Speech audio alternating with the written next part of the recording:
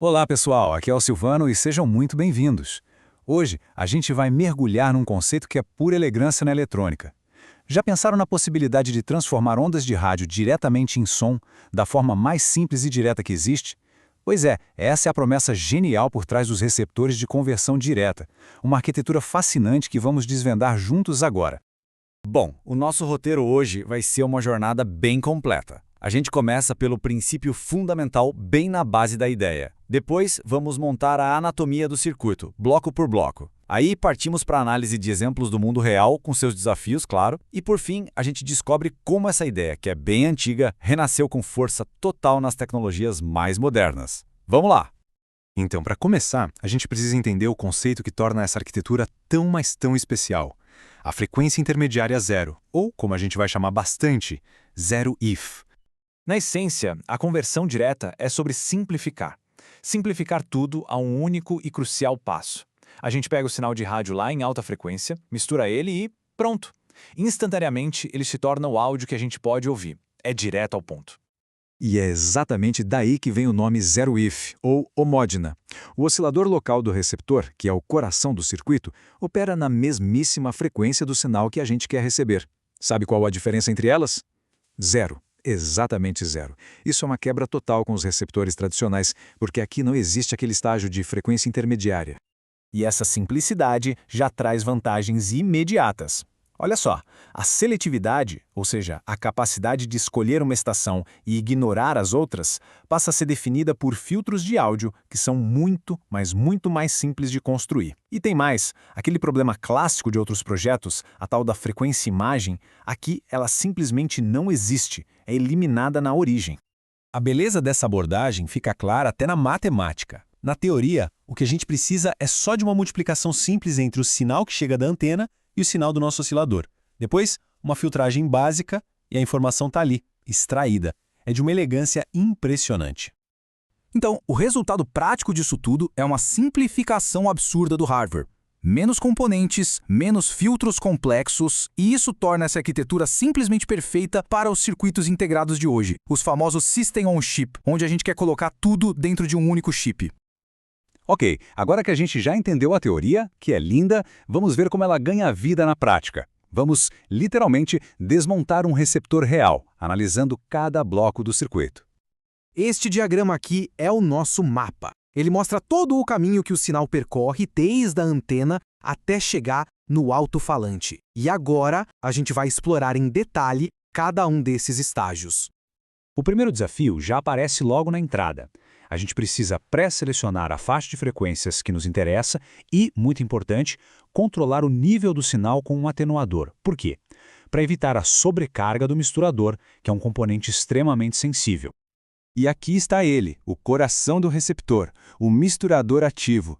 Geralmente é um circuito integrado conhecido como célula de Gilbert. É neste ponto que a mágica da conversão de frequência acontece. É o ponto central de toda a arquitetura zero IF. Agora um ponto fundamental, a estabilidade do oscilador de frequência variável, o VFO. Ela é primordial. Qualquer variação, por menor que seja, na frequência desse oscilador, se traduz diretamente numa mudança no tom do áudio que a gente está ouvindo. A sintonia fica instável. E como quase todo o ganho do sistema, toda a amplificação, está concentrada aqui no estágio de áudio, essa seção tem uma dupla responsabilidade. Primeiro, amplificar um sinal que chega muito, muito fraco. E segundo, fazer a filtragem final, que vai garantir a clareza e a qualidade do som.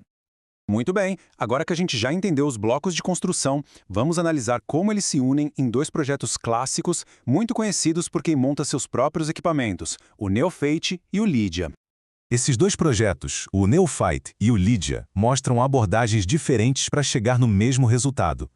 Um deles usa um circuito integrado feito exatamente para isso, o famoso NE602. Já o outro adapta, de uma forma muito engenhosa, um chip que foi feito para receptores de FM, o MC3361. Vamos focar no Lydia 2. A implementação dele é um belo exemplo de criatividade, porque ele reaproveita de forma muito inteligente o chip MC3361 para fazer a conversão direta, um uso para o qual ele não foi originalmente projetado. A genialidade aqui é usar um componente para um propósito totalmente diferente do original. O projetista pegou o misturador interno desse chip, ignorou todas as funções de FM dele e usou para obter ganho de conversão. Uma solução simples e muito eficaz.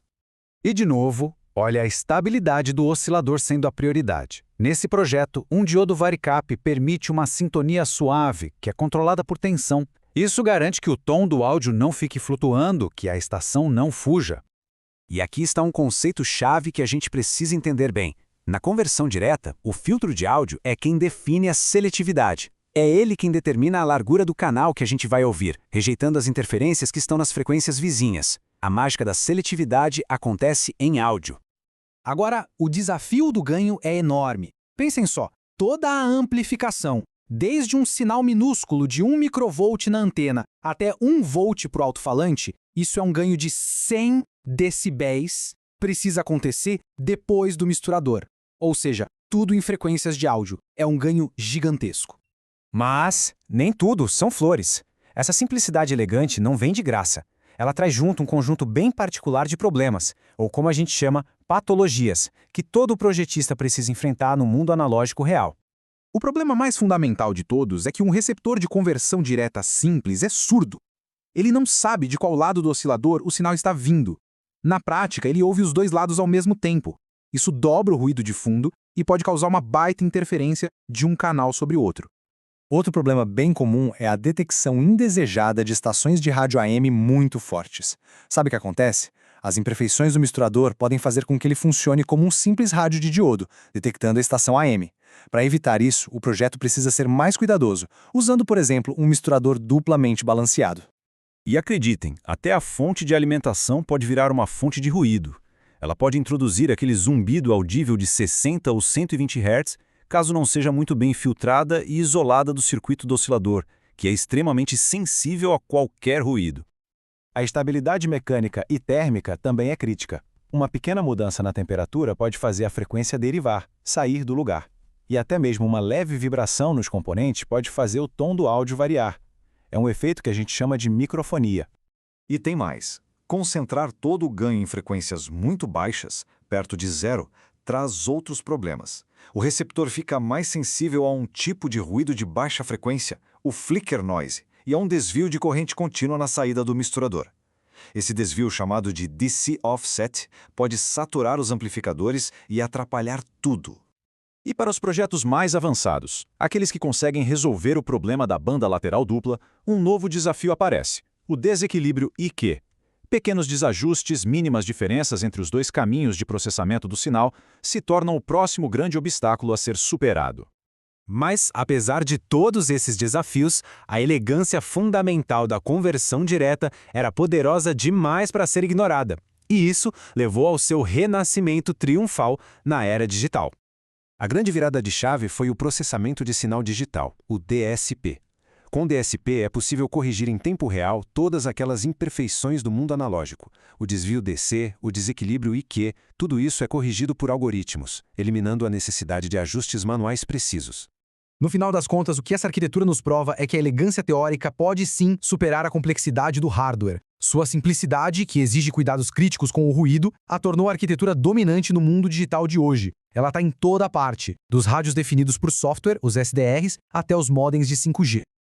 É importante lembrar que todo este conhecimento foi construído sobre a pesquisa e os experimentos práticos de muitos engenheiros e entusiastas ao longo de décadas.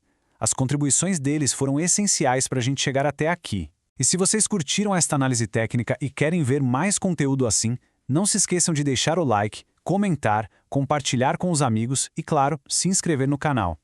A presença de todos é o que faz a diferença e ajuda nosso trabalho a se tornar mais relevante.